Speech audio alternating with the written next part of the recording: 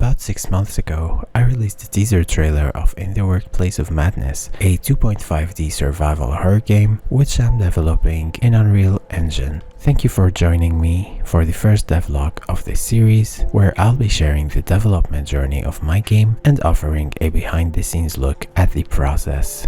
In the Workplace of Madness is a survival horror game set in an office building known as the Skyline Horizon Office Complex. The game puts the players in the shoes of Theo, a sales representative who must navigate the creepy atmospheric environment while avoiding or fighting off dangerous enemies after the beginning of a deadly incident at his workplace.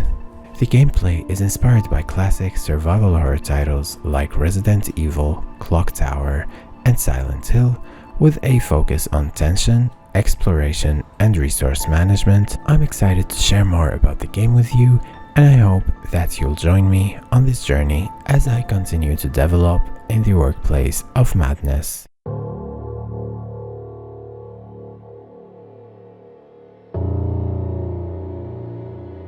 So you might be wondering, why did I choose an office environment?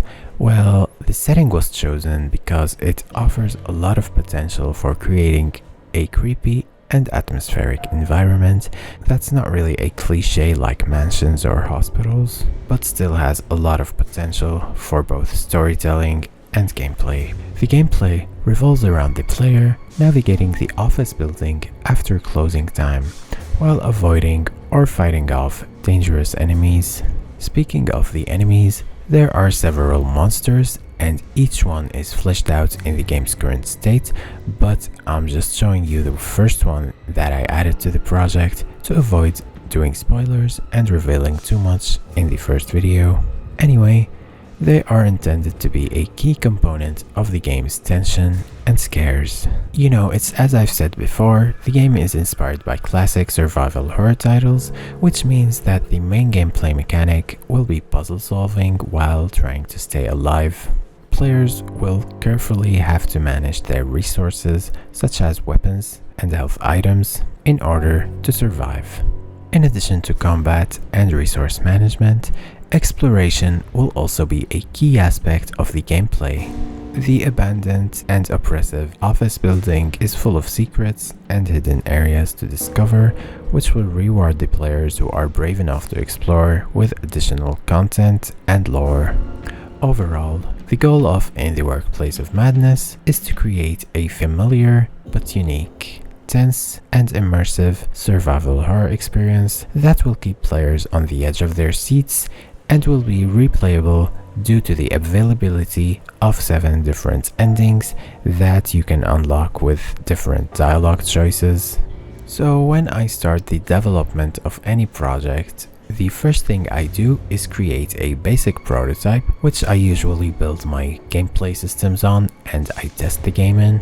The first prototype of In the Workplace of Madness was focused on creating a base for the HD2D art style, which is inspired by Octopath Traveler and those other Square Enix games that they've been releasing with this style. I really love those. There is a video dedicated to how I made the art style, so wait for that. So after I put in the character, I created the camera system, which will make sure that the player's view stays in bounds.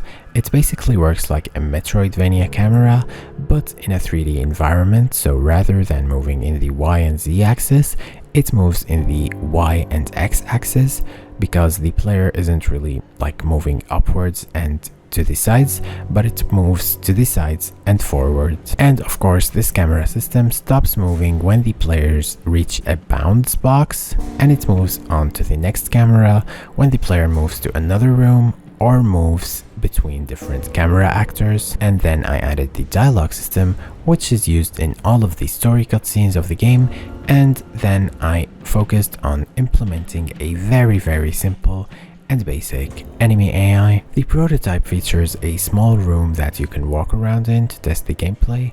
This area is to give a taste of the gameplay mechanics and atmosphere, while also serving as a testing ground for the interaction with the world.